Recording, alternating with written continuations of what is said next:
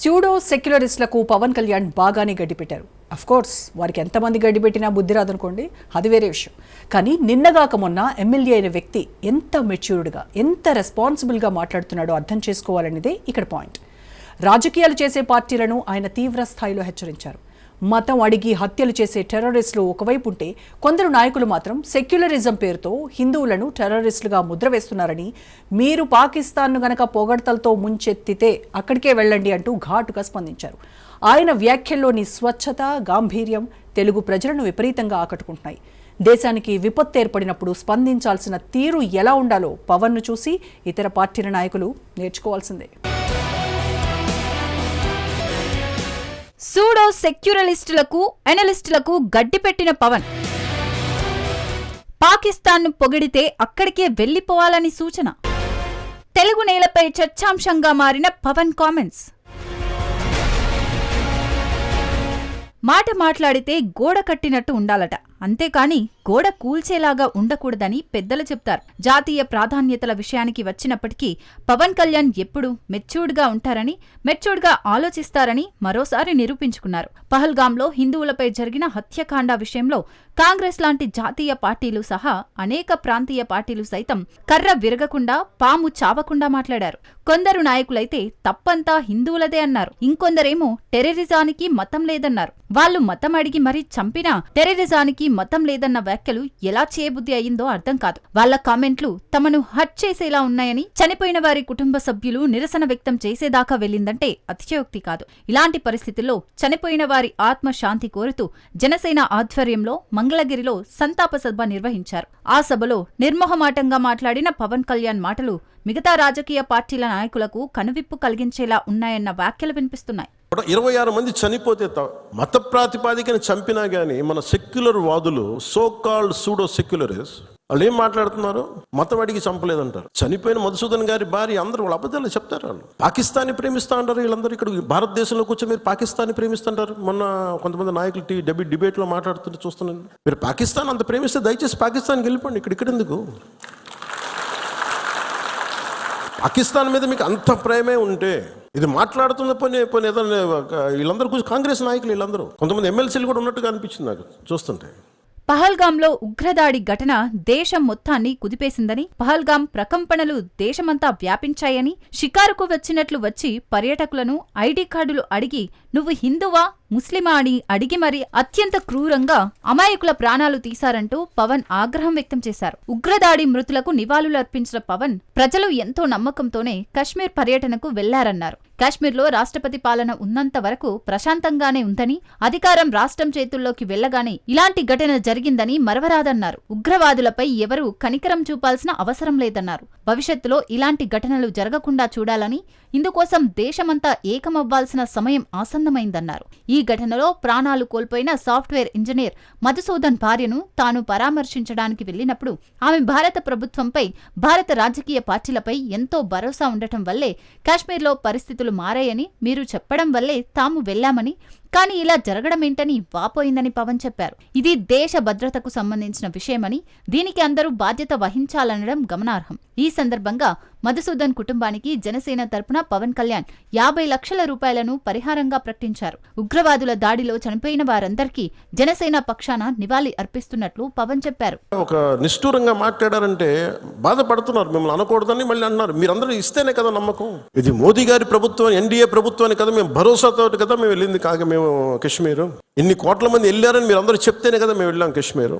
మమ్మల్ని ఇలా పెట్టేశారు ఏంటనేది ఆవిడ మాట్లాడుతుంటే ఆవిడ నాలో మొత్తం భారతదేశ ప్రభుత్వాన్ని చూశారు. ఆవిడ నన్ను ఆ తిట్లు నేను తీసుకున్నాను. ఆవిడ సారీ చెప్తున్నారు కానీ నాకు అర్థం లేదమ్మా, మీరు ఎంత తిట్టాలో తిట్టను, ఏం పర్లేదన్నాను. మీ కోపం ఎవడో ఒకరి మీద చూపించాలి, మీరు కోపం మా మీద చూపించండి పర్లేదన్నా అని. ఇంత దారుణంగా ఉంటుంది. మంగళగిరిలో పవన్ కళ్యాణ్ టెర్రరిజం గురించి, దాని దారుణ పరిణామాల గురించి స్పష్టమైన, ధీటైన సందేహం వినిపించారు. భారతదేశం ఇకపై టెర్రరిజం విషయంలో నిశ్శబ్దంగా వేచి చూడదని, దేశ భద్రత, సమైక్యత కోసం గట్టి చర్యలు తీసుకోవాల్సిన సమయం ఆసన్నమైందన్నారు. ఆయన టెర్రరిజం, నీచ స్వభావాన్ని ఖండిస్తూ దానికి మతం లేదని చెప్పే సెక్యులరిస్టుల ఉపన్యాసాలను తీవ్రంగా విమర్శించారు. మతం అడిగి హత్యలు చేసే టెర్రరిస్టులు ఒకవైపు ఉంటే, మరోవైపు కొంతమంది సెక్యులరిజం పేరుతో హిందువులను టెర్రరిస్టులుగా ముద్ర ముద్రవేయడం హాస్యాస్పదంగా అభివర్ణించాడు.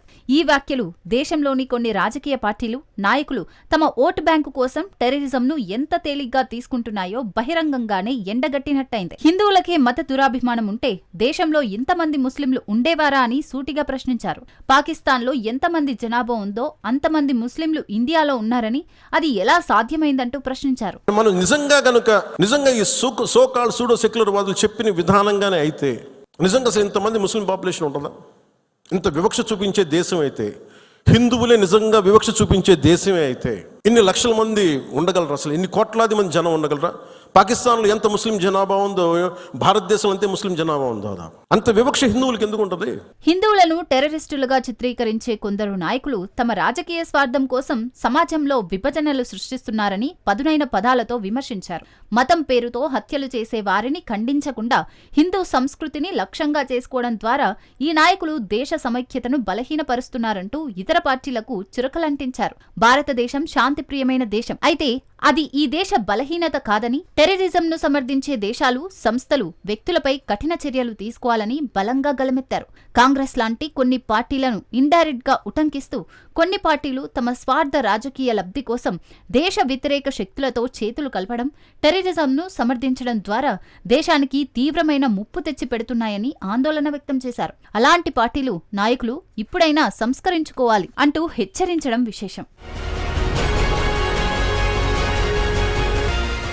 తన ప్రసంగంలో రేపటి తరాన్ని కూడా పవన్ ఉటంకించడం విశేషం. ఇటీవల తన కుమారుడు సింగపూర్లో అగ్ని ప్రమాదానికి గురైనప్పుడు లోపల తీవ్రమైన గాయాలే అయ్యాయని, అది తనను ఎంతో కలిచివేసిందని గుర్తు చేసుకున్నారు. అలాంటిది పహల్గాంలో 10 ఏళ్ల బాబు ముందు తన తండ్రిని టెర్రరిస్టులు తుపాకులతో కాల్చి చంపేస్తే ఆ బాలుడి జీవితం మీద ఎలాంటి ప్రభావం చూపుతుందో ఊహించుకోవాలన్నారు.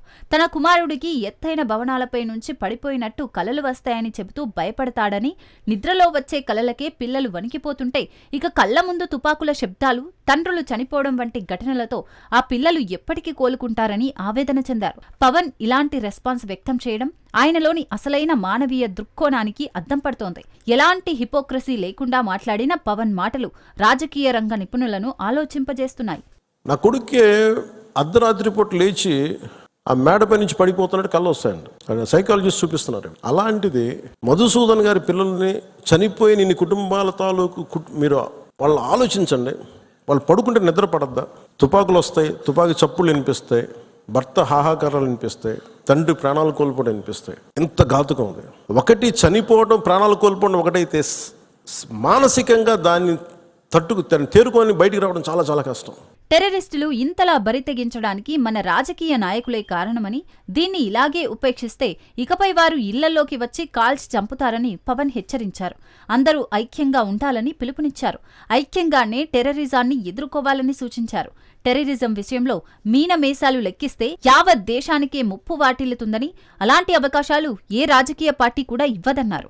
మరి పవన్లోని పారదర్శకమైన దృక్పథం ఇతర రాజకీయ పార్టీలను ఏమైనా ప్రభావితం చేస్తుందా? లేక ఎప్పటిలానే టెర్రరిస్టులంటే హిందువులే అంటూ పిచ్చికూతలు కూస్తారా? చూడాల్సి ఉంది.